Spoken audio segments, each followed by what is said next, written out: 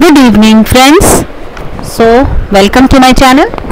सो आज हम लोग लास्ट टॉपिक एक्चुअली डिस्कस करेंगे नेशनल इनकम का, that is measurement of national income. Now इससे पहले हमने नेशनल इनकम के सारे कॉन्सेप्ट्स पढ़े हैं। अगर आपको जो है कुछ किसी चीज़ में कोई डाउट है तो आप मेरी पिछली वीडियोस को देख सकते हैं, आपको बहुत हेल्प मिलेगी उस चीज़ से, उन वीडियोस से। So the chapter number 4 is measurement of national income. जैसा कि नाम से ही क्लियर है, मेजरमेंट ऑफ नेशनल इनकम का मतलब ही है कि हम नेशनल इनकम को कैलकुलेट कर रहे हैं। अब नेशनल इनकम को कैलकुलेट करने के लिए तीन मेथड्स हम बेसिकली पढ़ेंगे। Number 1 is value added method, number 2 is income method, and number 3 is expenditure method. So one by one हम इनको एक एक करके एक्सप्लेन करेंगे कि एक्चुअली में ये तीनों चीज़ें क्या हैं और इनके थ्रू हम कैसे नेशनल इनकम को कैलकुलेट करते हैं। तो सबसे पहले हमारा जो टॉपिक है that is value added method. अब वैल्यू एडेड मेथड से हम नेशनल इनकम कैसे कैलकुलेट करते हैं, तो उससे पहले हमें सबसे पहले ये समझना पड़ेगा कि वैल्यू एडिशन है क्या। फॉर एग्जांपल लेते हैं, सपोज एक बेकर है, एक बेकर को फ्लावर की ज़रूरत थी ब्रेड बनाने के लिए। तो उसने क्या किया, एक जो फ्लावर है वो उसको ख़रीदा। फ्लावर जो है वो एक तरीके से हमारा इनपुट है। जो फ्लावर उसने खरीदा, किसी से भी खरीदा हो, दैट कॉस्टिंग ₹500, ठीक है। अब उसने प्रोडक्शन एक्टिविटीज़ की और प्रोडक्शन एक्टिविटीज़ के बाद उस फ्लावर को उसने ब्रेड में कन्वर्ट कर दिया और सब कुछ करने के बाद उस ब्रेड को 700 रुपीज़ में आगे सेल कर दिया, ठीक है। तो 500 रुपीज़ और 700 रुपीज़ में उसने वैल्यू एडिशन कितने का किया, 200 रुपीज़ का वैल्यू एडिशन किया। सेम इसी तरीके से जितनी भी सारी एक्टिविटीज़ होती हैं उसमें हम वैल्यू एडिशन को ऐड कर करके जब हम नेशनल इनकम कैलकुलेट करते हैं,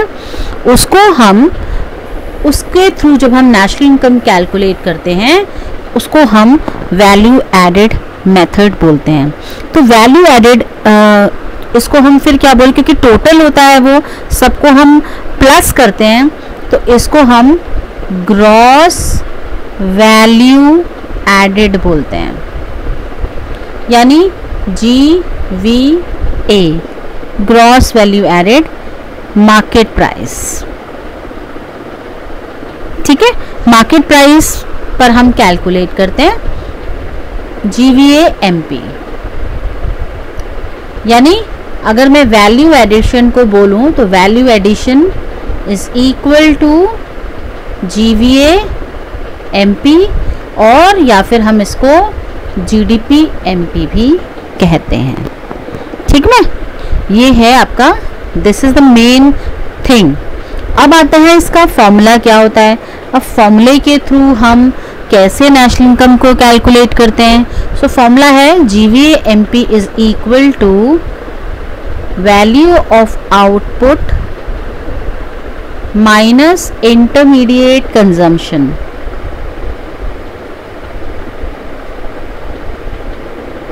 इंटरमीडिएट कंजम्पशन क्वेश्चन में आपको वैल्यू ऑफ आउटपुट गिवन होगा, इंटरमीडिएट कंजम्पशन गिवन होगा, आपको दोनों को माइनस करना है and you will get GVA MP या फिर वैल्यू एडेड मेथड। लेकिन कई बार क्वेश्चन में वैल्यू ऑफ आउटपुट आपको गिवन नहीं होता, तो how you will calculate value of output. अब वैल्यू ऑफ आउटपुट का मतलब क्या है, सबसे पहले तो हम ये समझेंगे। So value of output refers to market value of all goods and services produced during a period of 1 year. ठीक है, सो ये होता है आपका वैल्यू ऑफ आउटपुट, यानी जो भी आपकी गुड्स एंड सर्विसेज प्रोड्यूस हुए हैं एक ईयर में, एक फाइनेंशियल ईयर में, उसकी market value, that is called value of output. अब वैल्यू ऑफ आउटपुट मैंने आपको बताया कि डायरेक्ट दे रखा है आपको क्वेश्चन में, तो वेल एंड गुड, हम सीधा वैल्यू ऑफ आउटपुट की वैल्यू रखेंगे और उसमें से इंटरमीडिएट कंजम्पशन को सब्ट्रैक्ट कर देंगे and you will get gross value added at market price, जो हमें चाहिए था. ठीक है, लेकिन अगर आपको गिवन नहीं है तो हम क्या करेंगे, क्योंकि मैंने आपको बताया आपको कैलकुलेट क्या करना है, आपको नेशनल इनकम कैलकुलेट करनी है. और नेशनल इनकम हम किसको बोलते हैं, एनएनपी एट एफसी को बोलते हैं. लेकिन हम कैलकुलेट किसके थ्रू कर रहे हैं, हम वैल्यू एडेड मेथड के थ्रू कैलकुलेट कर रहे हैं. तो वैल्यू एडेड मेथड को हम जीवीए एमपी या जीडीपी एमपी भी कहते हैं. फॉर्मूला मैंने बताया, value of output minus intermediate consumption. अब वैल्यू ऑफ आउटपुट आपको क्वेश्चन में अगर नहीं गिवन है तो वैल्यू ऑफ आउटपुट हम कैसे निकालेंगे, इज इक्वल टू, क्योंकि उससे रिलेटेड कुछ ना कुछ आपको ज़रूर दे रखा होगा क्वेश्चन में, फिर हम निकालते हैं sales plus change in stock. अब चेंज इन स्टॉक कई बार नहीं दे रखा था, नहीं दे रखा होगा तो हम कैसे करेंगे, closing stock minus opening stock. So हमारा क्या आ जाएगा, चेंज इन स्टॉक आ जाएगा. सो ये हमने वैल्यू ऑफ आउटपुट कैलकुलेट कर लिया, sales plus change in stock करके. अब आती है इंटरमीडिएट कंजम्पशन. क्या होती है, ये नाम से ही क्लियर, इंटरमीडिएट कंजम्पशन में हमारी सारी परचेजेस आती हैं. अब जैसे जैसे हम क्वेश्चन करेंगे, इसमें कई क्वेश्चंस में जब आप क्वेश्चंस करते जाएंगे तो आपको पता लग जाएगा कि किस तरीके से जो है वो आप इंटरमीडिएट कंजम्पशन को क्लासिफाइड करते हैं. वो मैं भी आपको करके बताऊंगी. परचेजेस आपके इंटरमीडिएट कंजम्पशन हो गई, आपने इन दोनों को सब्ट्रैक्ट किया, value of output minus intermediate consumption किया, आपका आ गया जीवीए एमपी या फिर जीडीपी एमपी. लेकिन आपको कैलकुलेट क्या करना है, आपको कैलकुलेट तो नेशनल इनकम करना है ना, यानी एनएनपी एट एफसी करना है बाय वैल्यू एडेड मेथड. तो ठीक है, वही अपने 6 गोल्डन रूल्स को हम यूज करेंगे. जीडीपी एमपी मेरे पास आ गया, ग्रॉस से नेट में जाने के लिए मैं माइनस डेप्रिसिएशन कर दूंगी, डोमेस्टिक से नेशनल में जाने के लिए मैं प्लस एनएफआईए कर दूंगी, प्रोडक्ट सेम ही है, मार्केट प्राइस से फैक्टर कॉस्ट में जाने के लिए मैं माइनस एनआईटी करूंगी. And I got NNP at FC, यानी national income by value added method.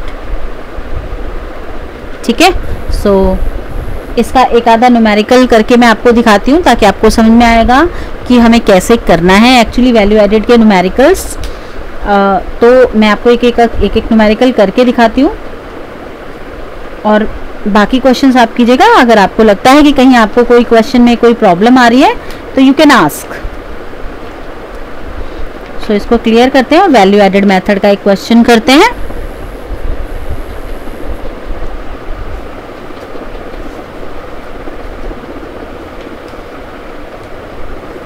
चलिए एक क्वेश्चन करते हैं वैल्यू एडेड मेथड का.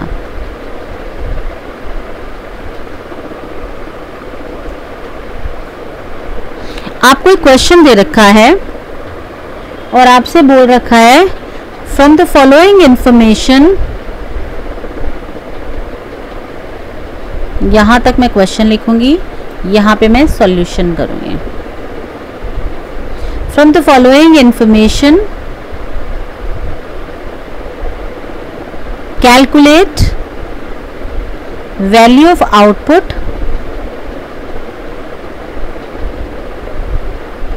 यानी आपको वैल्यू ऑफ आउटपुट निकालना है. सेकेंड, एनवीए एफसी यानी NDPFC एंड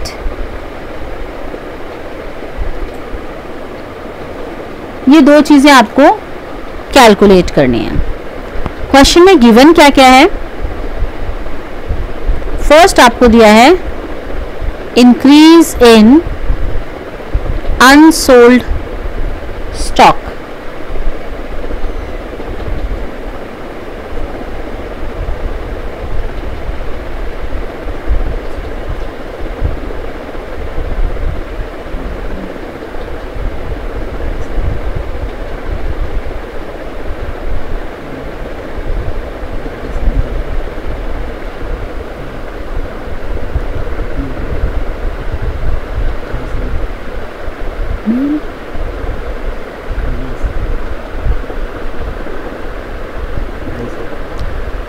सेकेंड है आपको sales.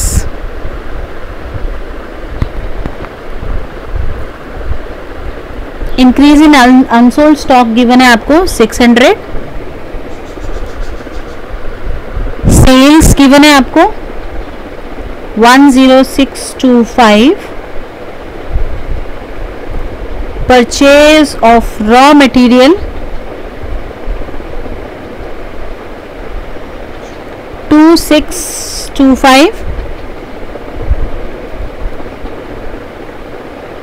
indirect taxes 1200। subsidies 400। operating surplus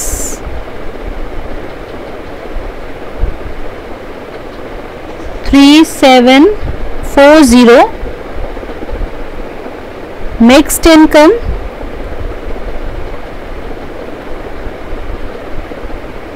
100।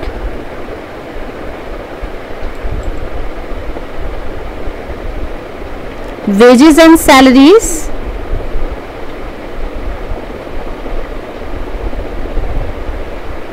3460 and depreciation 500। आपको ये क्वेश्चन गिवन है।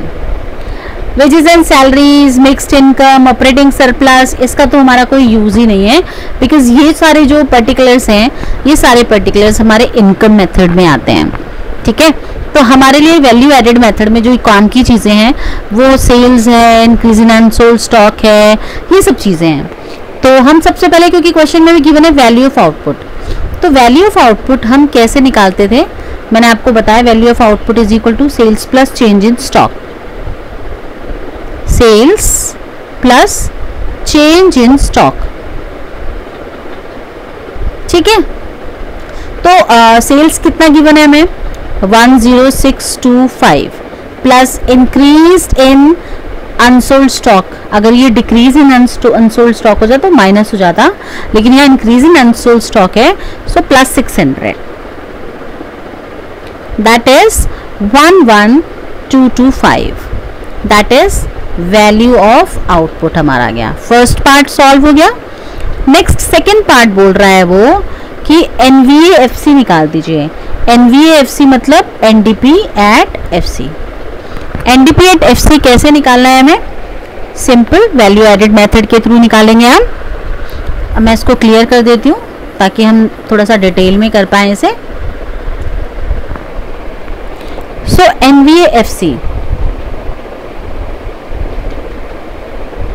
हम बेसिकली हम जो फॉर्मूला लगाते थे अभी हम इसको यहीं पर होल्ड कर देते हैं। हम ध्यान रखेंगे जो हमारा ग्रॉस वैल्यू एडेड था एट GVA एट MP, उसको हम कैसे निकालते थे, value of output minus intermediate consumption करते थे। इंटरमीडिएट कंजम्पशन करते थे तो मेरा GVA MP आ जाता था। तो पहले मैं GVA MP कैलकुलेट कर दूंगी, उसके बाद मैं इसको इसमें कन्वर्ट कर दूंगी, दैट इज मोर इजियर। ठीक है, सो वैल्यू ऑफ आउटपुट अभी मैंने कैलकुलेट किया, that is 11225 plus value of minus intermediate consumption है, तो इंटरमीडिएट कंजम्पशन क्वेश्चन में दिया है मुझे purchases of raw material. Purchases of raw material given है 2625 का, सो -2625 कर दिया मैंने. सो ये मेरा जो आया दैट इज 11225 एंड 2625 से मैं इसको सब्ट्रैक्ट कर दूंगी. That is 9.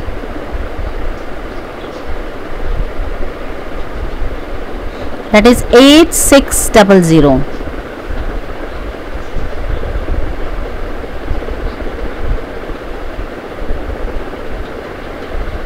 8600 आ गया. नाउ बट मुझे आंसर में GVMP नहीं चाहिए, मुझे आंसर में NVFC चाहिए. तो ग्रॉस से नेट में ले जाने के लिए माइनस डेप्रिसिएशन करूंगी, MP से FC में जाने के लिए क्योंकि बाकी सब चीज़ें सेम है माइनस NIT कर दूंगी मैं. तो अब देखेंगे मुझे क्वेश्चन में क्या क्या गिवन था. 8600 माइनस डेप्रिसिएशन की कितनी वैल्यू दे रखी थी. डेप्रिसिएशन मुझे दे रखा है 500 माइनस NIT. NIT का मतलब है indirect minus indirect taxes plus subsidies. तो माइनस इनडायरेक्ट टैक्सेस मुझे 1200 की दे रखे थे प्लस सब्सिडीज दे रखी थी मुझे 400 की. तो मैं इसको माइनस कर दूंगी. 800 8600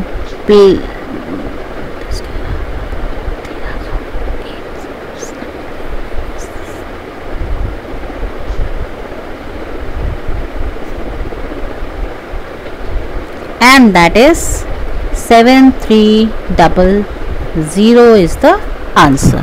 So this is the way how you can calculate national income by value added method. There are so many examples are given in your book, whichever book you are taking help for doing numericals. That is the other issue.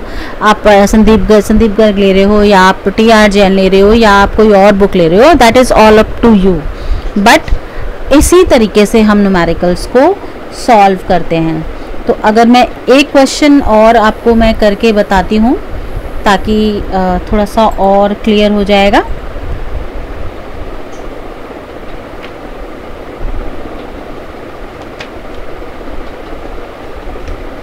Value added method का ही हम question करेंगे so that थोड़ा सा easy रहेगा, आपकी भी समझ में आएगा.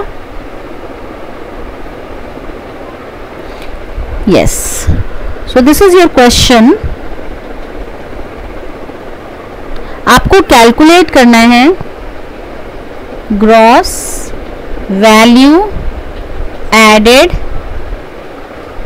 Eight factor cost. Gross value added at factor cost आपको कैलकुलेट करना है.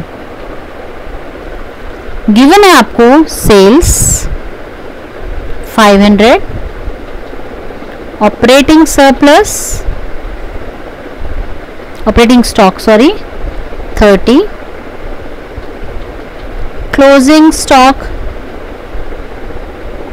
20,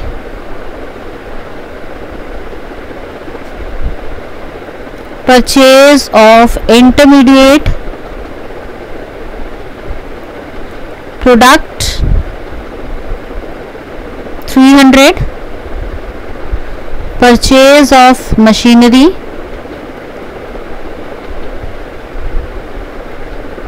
यहाँ पर एक चीज आपको ध्यान रखनी है बिकॉज यहाँ पर परचेज ऑफ इंटरमीडिएट प्रोडक्ट भी दे रखा है, परचेज ऑफ मशीनरी भी दे रखा है. तो यहाँ पर हम दोनों को नहीं लेंगे बिकॉज मशीनरी इंटरमीडिएट का ही एक पार्ट हो गया, ठीक है, because we are using in production process. So केवल हम इसको लेंगे, इसको हम नहीं लेंगे. सो ये चीजें ध्यान रखने वाली चीजें. सब्सिडी 40. सो नाउ कैलकुलेट करेंगे GVA-FC. बट ध्यान रखना है कि जब हम वैल्यू एडेड निकालते हैं तो हमारे पास GVA-MP आता है, that is value of output minus intermediate consumption. जब GVA-MP आ जाएगा उसको मैं FC में कन्वर्ट कर सकती हूँ बहुत इजीली. वैल्यू ऑफ आउटपुट कैसे निकालते हैं? Sales plus change in stock